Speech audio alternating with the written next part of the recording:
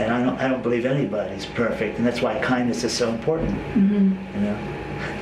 You know, we live in a time right now, in the middle of all this politics, where I see people not being very kind to people on the other side of the aisle. One of the most important gifts of a human being is to offer the gift of tolerance.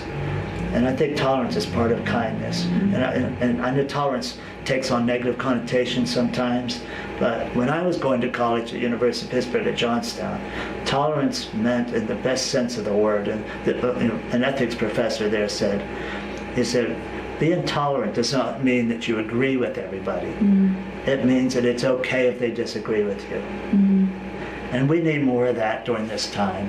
You know, whether you're a Democrat or Republican, I hope that you can show kindness to people on the other side of the aisle. Maybe we can set an example for those in Washington, D.C., rather than them have to set an example for us. Let it boil up. Let us show the world what kindness means, because kindness does that. It has a way of just boiling up. Is there anything you'd like to share about kindness today? Let's see, I think we've talked about a lot of it. Okay. So, do you think there's ever a time to wait to be kind? No.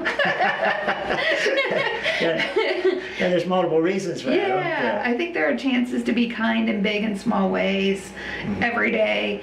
And I think being kind is a brave, bold thing to be in the world. And it makes, like you said, it makes an impact. It boils up, and if you pass it on. And by sharing kindness with somebody else, you're not diminishing it, you're helping it grow. You're not losing anything by sharing it. Yeah, it just gets bigger and bigger. And, you know, I could tell you as a pastor, and, you know, Pastor Kathy could probably tell you even more, about every week when we walk down the aisle, we both know of situations going on in the congregation. You know, and we see these wonderful people sitting in those pews around us as we're walking down that aisle. And it's the most humbling thing to know that you must go up to the front of the church and talk about the holiness of God and the standards of God, and knowing about some of the hurts that are out there in that church. You know, people who have lost loved ones, people who are going through a financial crisis, just found out they have cancer, marriages breaking down, all kind of stuff going on. And Kathy and I often think, well, I hope the rest of the congregation is nice to these people today. Yeah. You know, we better be kind, because we don't know what's going on in somebody else's life. And there's got to be kindness and more of it. And then, of course, on a much stronger level, I think kindness has to be the mode of operation, because we don't know whether we'll see that person again. It could be the last opportunity to be kind to a person, and either we or they could suddenly pass away. Yeah.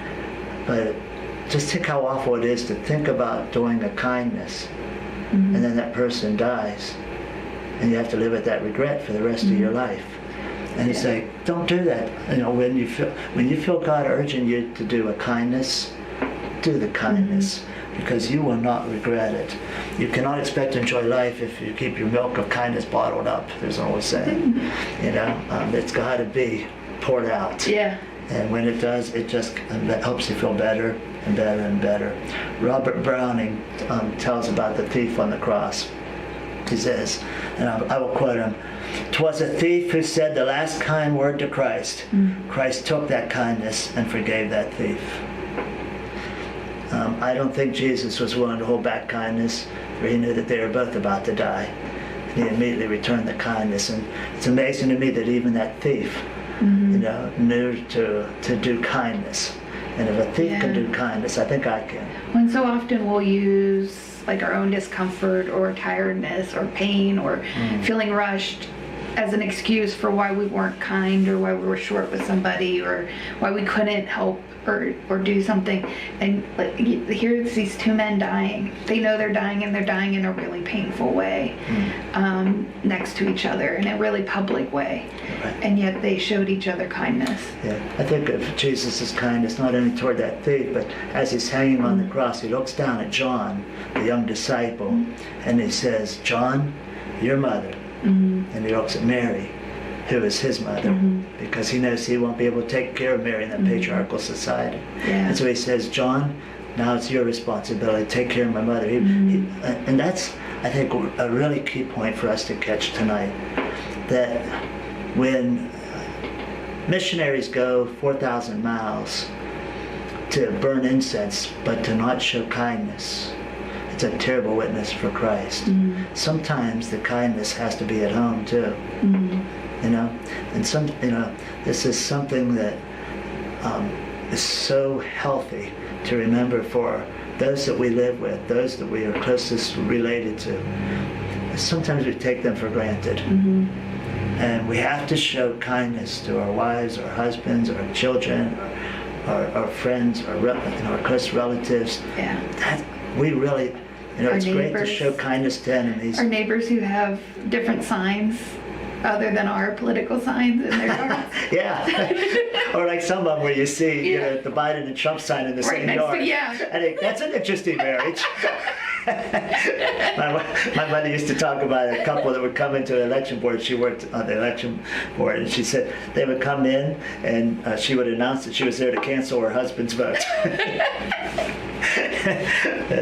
It's just kind of fun stuff when you think about all that. But I do think that when we do this for God, it just really shows a beautiful thing for God. I think God ends up being very pleased that we showed his children kindness, we showed our families kindness, we showed our enemies kindness, just as he does.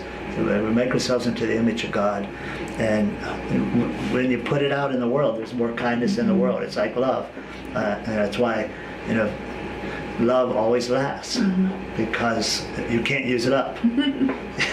Yeah. It's a God thing. It's just the way God things work. And the more of love, and kindness is a form of love, and the more of the kindness that we share, the more abundant it becomes. So keep up those random acts of kindness. Keep doing whatever you can to do things as God does them. Yeah, when I came back from Lithuania, I had this period of time where I wasn't really employed. I was looking for a job. I was getting a lot of rejection letters that felt very much like, like the, it's not you, it's me, but it was like, it's not you, it's God telling us not to hire you kind of letters. Like, that's kind of how it felt like. And so I was kind of having this period of time where I'm like, God, this is ridiculous. Like, I'm an unemployed missionary. How stupid is that? And then one day God hit me with, that is stupid, because there's no such thing as an unemployed missionary. Every Christian is a missionary. We all have our mission field. My mission field had just changed from being Lithuania, being Klaipėda in Lithuania, to now it was Franklin, Pennsylvania. Wow. And the YMCA preschool where I was working. And, that area, my mission field had just changed. I wasn't unemployed. Exactly. And what that a was great motive for kindness, because you want to see someone come to know Christ. Because that's why God shows kindness. I think Romans 2:4, God's kindness is intended to lead you to repentance. And so there's nothing wrong with having that motive, to just show someone kindness so that they might be led to repentance, so that they might be led to an abundant life with Jesus Christ. Man, when we do that, we are doing God's business. Yeah. So, I just want to encourage us all to show a little more kindness. I've been showed amazing kindnesses in my life. I think it made a difference in my life, the way that the church was there in those moments when I was, grieving the loss of our father, or when our house burned down and the church came and they, when our little brother died in the church and they came and they showed kindness.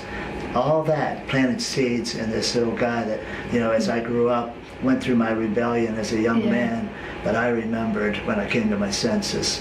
And I came back to the Lord, who first reached out to me through the kindnesses of a whole lot of people and won me to repentance. So it's a marvelous, marvelous gift when we show people kindness.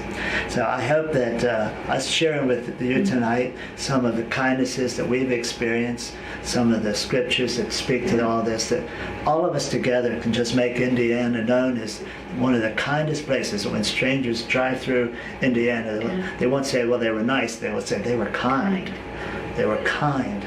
That's what I want Indiana Grace United Methodist Church to be known as, a place where people are kind. And I think to a great level we're already known as that. And I just want that to always be the case and become more so. So we wish you all a good night. God bless you. We love all of you. It's just great being part of a kind church together. Many blessings.